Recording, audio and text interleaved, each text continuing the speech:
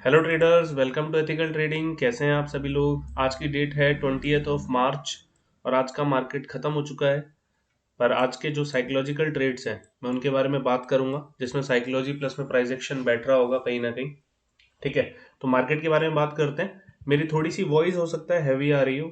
Reason है कि मुझे थोड़ा सा फीवर है, तो अगर आपको थोड़ा ऐसा लगे तो थोड़ा संभाल लेना। ठीक है, तो मार्केट के बारे में बात करते हैं। देखिए, आज के मार्केट में बात करने से पहले एक बार कल का मार्केट देख लेते हैं, यानी कि फ्राइडे का।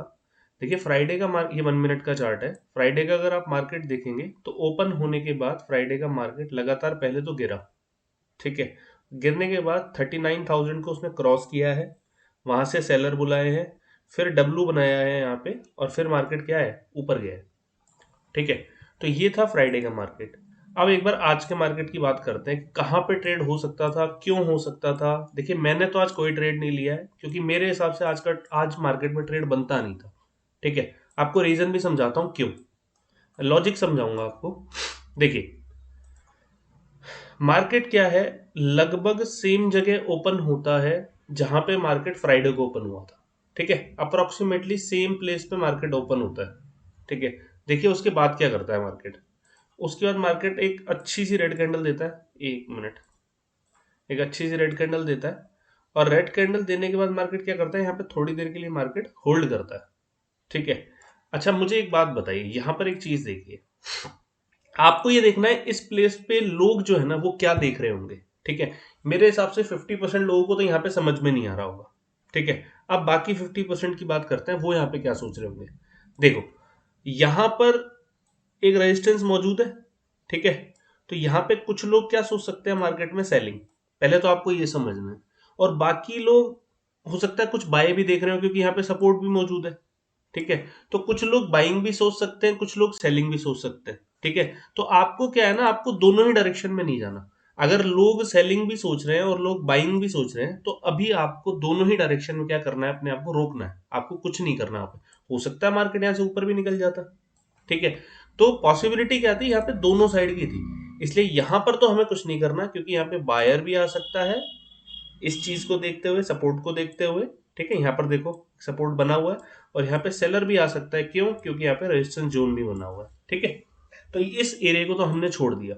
उसके बाद देखिए मार्केट ने क्या किया है। उसके बाद मार्केट नीचे गया है। अब नीचे आने के बाद मार्केट ने 39,000 के आसपास से सपोर्ट लिया है।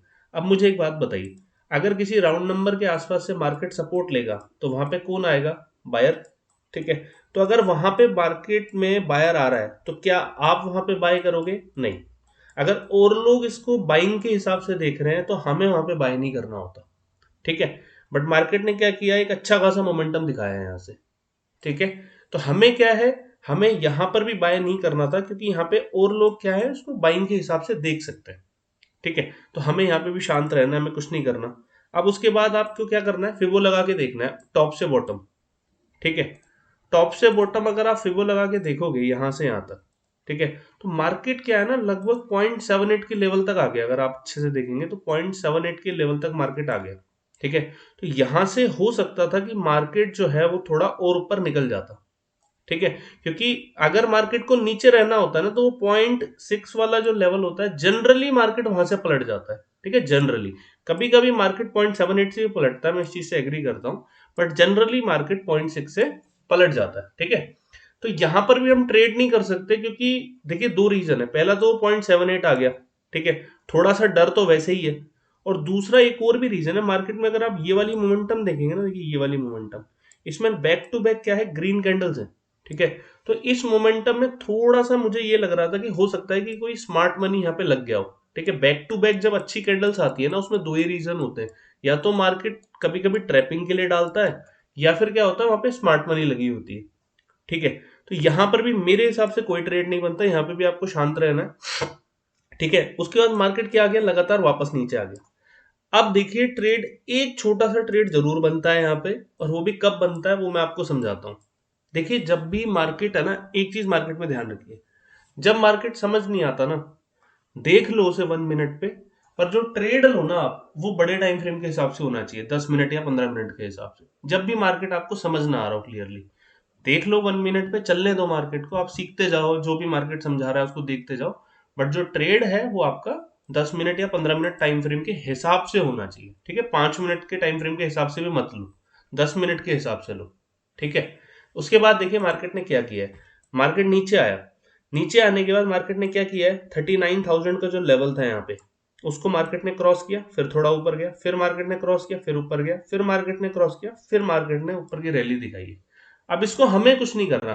देखिए यहाँ पे एक चीज है, एक चीज यहाँ पे क्या है कि मार्केट ने 39,000 को बार बार क्रॉस कर करके, जब भी मार्केट 39,000 का लेवल क्रॉस करेगा तो यहाँ पे क्या आएंगे, सारे के सारे सेलर्स आएंगे, ठीक है। यहाँ पे फिर बायर नहीं आएगा। एक बार मार्केट में राउंड नंबर जब क्रॉस होने लग जाता है डिसाइसिवली, तो वहां पे क्या आना स्टार्ट हो जाते हैं, सेलर्स आना स्टार्ट हो जाते हैं, ठीक है। तो यहाँ पर अगर आप इसको 10 मिनट के टाइम फ्रेम पे देखोगे ना, देखो मैं 10 मिनट के टाइम फ्रेम पे आपको दिखाता हूँ। तो ये वाला जो चीज है ना, ये जो चीज है यहाँ पर देखिए, ये जो है, ये मार्केट में क्या है, एक डब्लू पैटर्न सा है, ठीक है। ये देखिए, ये जो है ना मार्केट में, ये एक डब्लू पैटर्न है। ये आपको कौन से टाइम फ्रेम पे दिखेगा, थोड़े से बड़े टाइम फ्रेम पे आपको क्लियर दिखेगा। यहाँ पर देखिए, यहाँ पर क्या है आपका, डब्लू पैटर्न है, डबल मतलब डबल बॉटम पैटर्न है। और इस डब्लू पे हम ट्रेड ले सकते थे। देखिए उसका रीजन है, उसका रीजन क्या है, मार्केट ने 39,000 को क्रॉस किया है, और क्रॉस करने के बाद मार्केट में किसकी पॉसिबिलिटी है आने की, सेलर की पॉसिबिलिटी है आने की, ठीक है। तो यहां पर एक ट्रेड बन सकता था, कब, जब मार्केट क्या कर रहा था, रीटेस्ट कर रहा था, ठीक है। और रीटेस्ट भी अगर आप अच्छे से देखेंगे ना मार्केट का, तो जब मार्केट रीटेस्ट ले रहा था, अगर आप यहाँ पे फिबो लगाएंगे, तो रीटेस्ट भी मार्केट कितने परसेंट पे लिया है, 30.38 पे लिया है, ठीक है। तो यहाँ पे मेरे हिसाब से एक ट्रेड बन सकता था, ठीक है। बट ये भी थोड़ा सा रिस्की ट्रेड है, उसका भी मैं आपको रीजन समझाता हूँ कि थोड़ा सा रिस्की क्यों है। क्योंकि लास्ट डे भी मार्केट नीचे आया और लगभग यहीं से डब्लू बना के ऊपर गया था। आज के दिन भी मार्केट नीचे आया और लगभग यहीं से मार्केट डब्लू बना के ऊपर जा रहा है। तो मार्केट क्या है ना, सेम साइकोलॉजी को रिपीट कर रहा है, ठीक है। तो इसलिए ये थोड़ा सा रिस्की है, हो सकता है मार्केट डब्लू बना के भी ट्रैप करके नीचे चला जाता, ठीक है। तो ये थोड़ा सा रिस्की तो था, बट अगर आपका सुबह से एपेटाइट बचा हुआ है तो आप यहां पर एक डब्लू पे जरूर, मैं कह सकता हूँ, ट्रेड ले सकते हैं। रीजन मैंने आपको समझा दिया, क्योंकि मार्केट ने 39,000 का लेवल काटा है, तो वहां पे सेलर्स आए हैं, ठीक है। अगर मार्केट 39 के ऊपर ऊपर डब्लू बनाता, ठीक है, मान लेते कि 39 है, 1000 है, मार्केट इसको कट नहीं करता और इसके ऊपर ऊपर डब्लू बनाता, तो मेरे हिसाब से इस डब्लू पे ट्रेड नहीं लेना था, ठीक है। तब तो मैं आपको साफ मना कर देता कि इस डब्लू पे ट्रेड नहीं लेना है। एक ट्रेड और आपको समझाता हूं जो निफ्टी के अंदर हो सकता था। देखिए उसका आपको लॉजिक समझाऊंगा पूरा।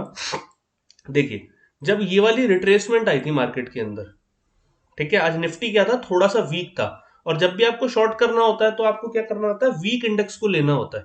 तो जब मार्केट में आपको दिख रहा होगा, ये बैंक निफ्टी ने जो रिट्रेसमेंट दिया था, ये काफी ऊपर तक आ गया था, ठीक है। उसी टाइम पे आप एक बार निफ्टी को देखिए, यहाँ पे देखिए निफ्टी को, ठीक है। अगर आप निफ्टी को देखेंगे तो आपको एक चीज दिखेगी कि निफ्टी का जो रिट्रेसमेंट है, एक बार इसमें फिबो लगा लेते हैं फ्रॉम टॉप टू बॉटम, तो आपको दिखेगा जो निफ्टी का जो रिजेक्शन पॉइंट है वो लगभग 0.38 के आसपास है, ठीक है। तो 0.38 के पास क्या है, हेल्दी रिजेक्शन होता है, 0.38, 0.5, 0.6 भी चल जाता है, ठीक है। ये हेल्दी रिजेक्शन होते हैं, यहाँ से मार्केट क्या है, अपनी डायरेक्शन को कंटिन्यू कर सकता है, ठीक है। तो मार्केट में क्या है, निफ्टी के अंदर 0.38 का रिजेक्शन था। उसके बाद हमें देखिए ट्रेड का लेना है, ऐसा नहीं कि 0.38 आया और हमें ट्रेड लेना, नहीं। हमारे पास एक्स्ट्रा कंफर्मेशन होनी चाहिए। देखिए एक्स्ट्रा कंफर्मेशन के लिए कुछ नहीं, आप यहाँ पे ट्रेड ले सकते हैं। देखिए इस जगह पे आपको समझाता हूँ क्यों, बकायदा आपको सारे लॉजिक समझाऊंगा यहाँ पे ट्रेड लेने के। देखिए पहला लॉजिक क्या है, मार्केट ने 0.38 से क्या लिया, रिजेक्शन लिया, ठीक है। ये तो सबसे पहला पॉइंट हो गया। सेकंड पॉइंट क्या है, निफ्टी वीक है, ठीक है। ये चीज आपको समझ में आ रही है कि निफ्टी क्या है, थोड़ा सा वीक है। ये काफी इंपॉर्टेंट पॉइंट है सारे के सारे, ठीक है।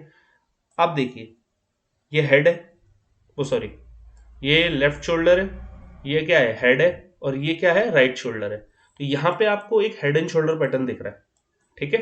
यहाँ पे क्या है, एक bearish head and shoulder pattern है। तो एक पॉइंट मार्केट में ये हो गया। अब एक और पॉइंट बताता हूं आपको, ठीक है। यहां पर देखिए, यहां से अगर आप बॉटम टू टॉप यहां पर फिबो लगाएंगे, क्योंकि उस टाइम में मार्केट में ये सब तो बना ही नहीं होगा ना, ठीक है।